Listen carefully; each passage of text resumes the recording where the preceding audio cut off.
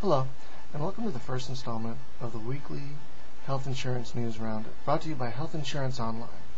Each week we will give you a rundown of the latest health insurance news from around the country. And this week, the latest big health insurance story was a report released by the Urban Institute in the journal Health Affairs that talks about Massachusetts' mandated healthcare system, Chapter 58. Under Chapter 58, residents of Massachusetts are required to show proof of health insurance coverage or pay a fine. The state, however, will subsidize those who can't afford health insurance coverage. The numbers are fairly impressive, and while the program still has some problems, which we'll talk about in a moment, the numbers still show promise in the nation's only mandated healthcare system. For example, in 2006, before the law was enacted, the uninsured rate in the state was 13%, but in 2007, the uninsured rate dropped to 7%, which is a drop of 50%, and this is fairly impressive. Numbers also released by the Massachusetts Department of Revenue show that now 95% of taxpayers in the state are insured.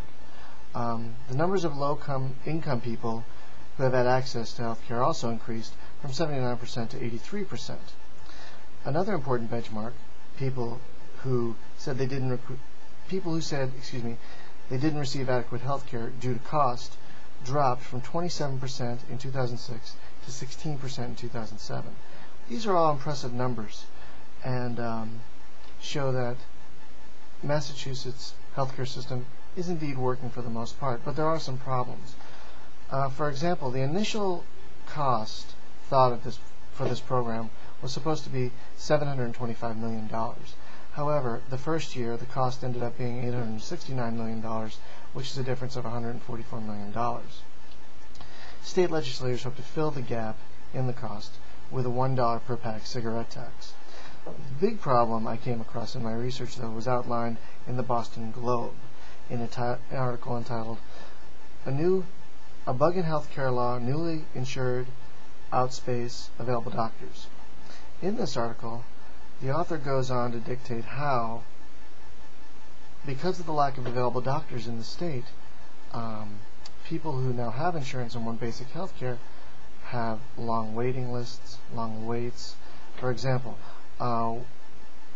one center reported a waiting list of up to 200 to 300 people, while another center reported a waiting list that could be 2 to 4 weeks, just for the most basic health care.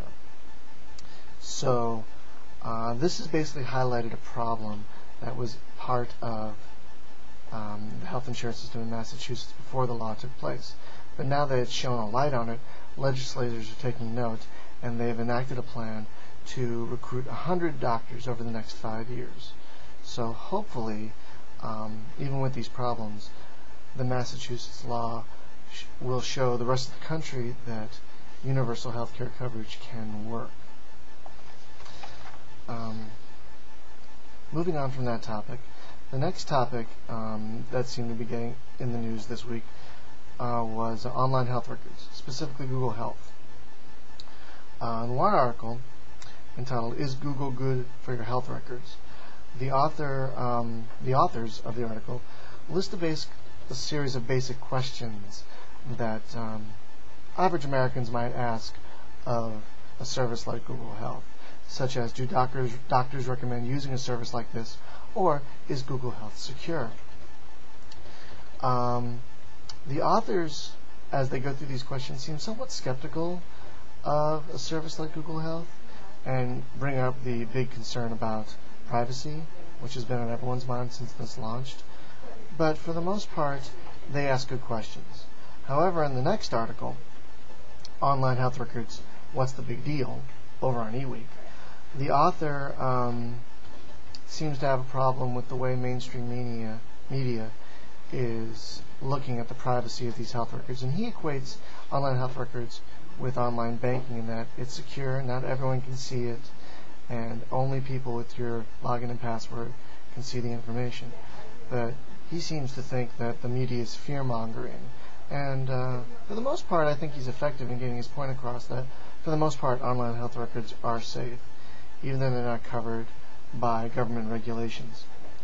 The final bit of news this week comes from the New York Times in an article entitled "After Cesareans, Some See Higher Insurance Cost."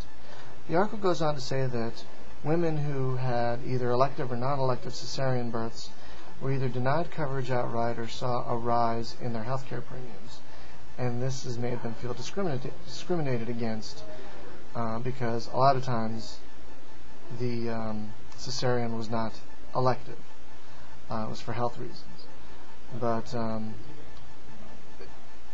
this has put an interesting wrinkle in what the companies are saying, because they're claiming that a cesarean birth costs almost $3,000 more than a vaginal birth, so they feel they're fully justified in their actions, and yet the women who are having these policies either removed or their prices raised, again, feel discriminated against. So it'll be interesting to see where this argument goes. Right now there isn't any kind of conclusive information one way or another. And that brings us to the end of our first installment of the weekly Health Insurance News Roundup. I hope you've enjoyed it. I hope you found it informative. And until next week, have a safe, happy, and healthy week.